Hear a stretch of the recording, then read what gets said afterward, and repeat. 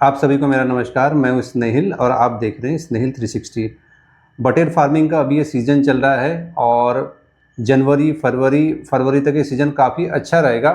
इस बीच में कुछ किसानों को मैंने देखा हूं जो दिक्कत आ रही है उनको ब्रूडिंग में वो अपनी काफ़ी ज़्यादा चिक्स की मोर्टेलिटी देख रहे हैं। ऐसा हर किसानों के साथ नहीं हो रहा है। जिनके मैनेजमेंट में गड़बड़ी है या फीड ठीक तरीके से नहीं दे रहे हैं, ठीक हैचरी से उनका चिक्स नहीं आया, तो उनको ये दिक्कत देखने को मिल रही है। तो आज जिस हम टॉपिक पे बात करने वाले हैं वो है ब्रूडर निमोनिया। ये होता क्या है, इसके लक्षण क्या है, कारण क्या है और उपाय क्या है, हम इन तीनों चीज़ पे बात करने वाले हैं। तो सबसे पहली बात कि ब्रूडर निमोनिया में हम इसके कारण की बात करते हैं।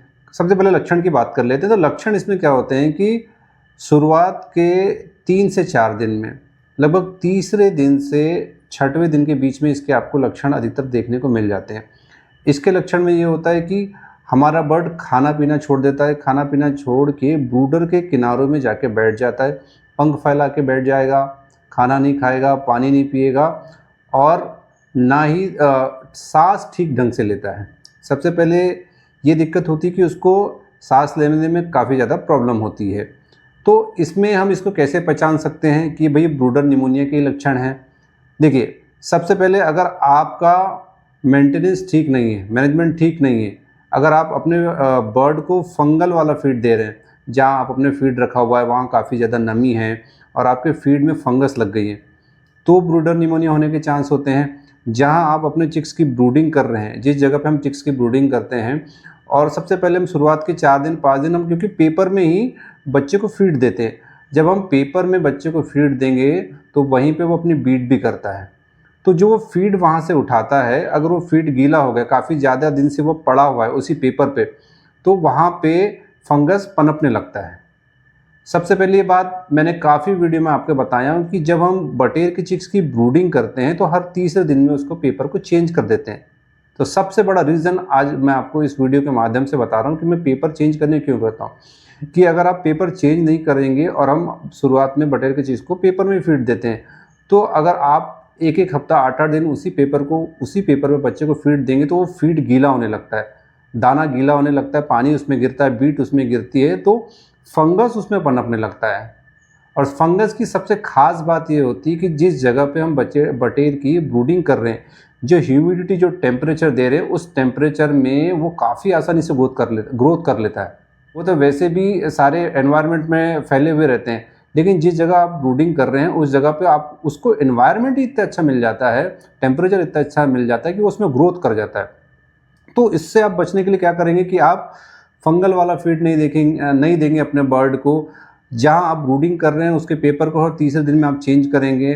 वाटर मैनेजमेंट आपका सही होना चाहिए, फीड मैनेजमेंट आपका सही होना चाहिए। अब इसके प्रिकॉशन के लिए आप क्या कर सकते हैं, इसके प्रिकॉशन के लिए आप शुरुआत में तीसरे दिन एंटीबायोटिक दे सकते हैं। अगर एंटीबायोटिक हम इसलिए देते हैं कि फंगस उसमें फैले ना। अगर फंगस फैल चुका है तो उसके लिए क्या दवाई दे सकते हैं, उसके लिए हम उसमें जामुन का सिरका दे सकते हैं। जामुन के सिरके के साथ हम नीला तोता, जिसको 1 लीटर के हिसाब से 1 ग्राम आप उसमें जामुन के सिरके के साथ 4 ml के साथ उसमें मिक्स करके 1 लीटर पानी के हिसाब से आप दे सकते हैं। तो ये उसके लिए रामबाण का इलाज का काम कर सकता है। लेकिन अगर आपके बर्ड में बहुत ज़्यादा ही फैला हुआ है, अंत में मॉर्टेलिटी होने लगती है बर्ड की, तो आप उसमें किसी भी फंगिसाइड मेडिसिन का भी यूज़ कर सकते हैं, जो ह्यूमन लोग भी यूज़ करते हैं काफ़ी ज़्यादा इस मेडिसिन को, फंगिसाइड वाली। तो इस तरीके से आप अपने बर्ड को बचा सकते हैं। लेकिन प्राइमरी प्रिकॉशन यही है कि आप अपने ब्रूडर का जो मैनेजमेंट सही रखें। ब्रूडर में फीड को गीला ना होने दें, ज़्यादा पानी वहाँ पे गिरने ना दें। अगर आप ये मैनेजमेंट सही रखते हैं तो ब्रूडर निमोनिया आपके बर्ड में नहीं आएगा। अब ब्रूडर निमोनिया ऐसा नहीं है कि वो शुरुआत के 5-6 दिन में ही हो सकता है। जब हमारा बटेर का चिक 70 से 100 ग्राम के आसपास होता है तब भी ये देखा गया है कि ब्रूडर निमोनिया की शिकायत होती है, क्योंकि इसमें जो फैलने का इसका जो ड्यूरेशन होता है ये धीरे धीरे बर्ड में फैलता है। तो कई बार अगर बर्ड में रह चुका है तो भी ये फैल जाता है। भाई, अब ये बर्ड में कई बार हमको चिक्स में भी देखने मिलता है कि हमारे पास चिक्स आया और मरना ही स्टार्ट हो गया। तो जिस हैचरी से हम चिक्स ले रहे हैं वो हैचरी में साफ़ सफाई नहीं है, तो भी ये आपके फार्म तक ट्रांसमिट हो सकता है। तो जहाँ से आप चिक्स ले रहे हैं आपको उस हैचरी की साफ़ सफाई का देखना पड़ेगा भाई कि यहाँ पे साफ़ सफाई रहती है कि नहीं, जिस हैचर में हमारा बच्चा हैच हो रहा है वो गंदा तो नहीं रहता है। तो आपको, अगर आप आसपास की हैचरी से चिक्स ले रहे हैं तो विजिट कर सकते हैं, या वीडियो कॉल पे भी उनको बोल सकते हैं कि आप क्या हमको अपनी हैचरी दिखा सकते हैं। तो ये हैचरी से भी ट्रांसमिट होता है। तो आपको चिक्स लेते समय ध्यान रखना है कि आपका चिक्स अच्छी जगह से आए, अच्छी हैचरी से आए, विश्वसनीय लोगों से आए। तो ब्रूडर की जो शिकायत होती है ब्रूडर निमोनिया की, वह हैचरी से भी आपके फार्म तक पहुंच सकती है।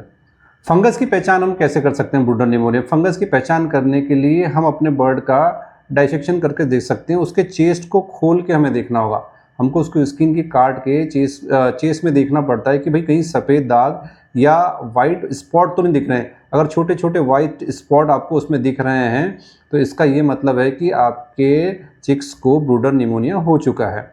शुरुआती दौर में ये दाग आपको दिखते नहीं है, सफ़ेद दाग, लेकिन जैसे जैसे ब्रूडर में आपकी प्रॉब्लम बढ़ती जाती है, मोर्टेलिटी बढ़ती जाती है, तब ये स्पॉट आपको उसके चेस्ट में और उसके आसपास छोटे छोटे वाइट स्पॉट आपको दिखने लगते हैं।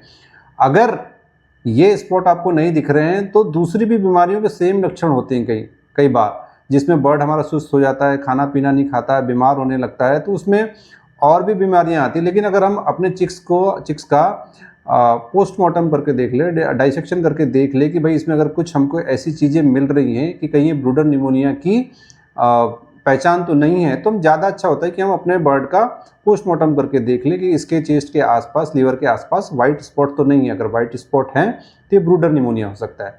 तो ब्रूडर निमोनिया से बचाव के लिए आपको मैनेजमेंट पे ध्यान देना है, और मैनेजमेंट अगर आपका सही रहेगा तो मेरे ख्याल से आपके यहाँ ब्रूडर निमोनिया नहीं आएगा। और साथ ही साथ मैंने इसकी मेडिसिन भी बता दी है।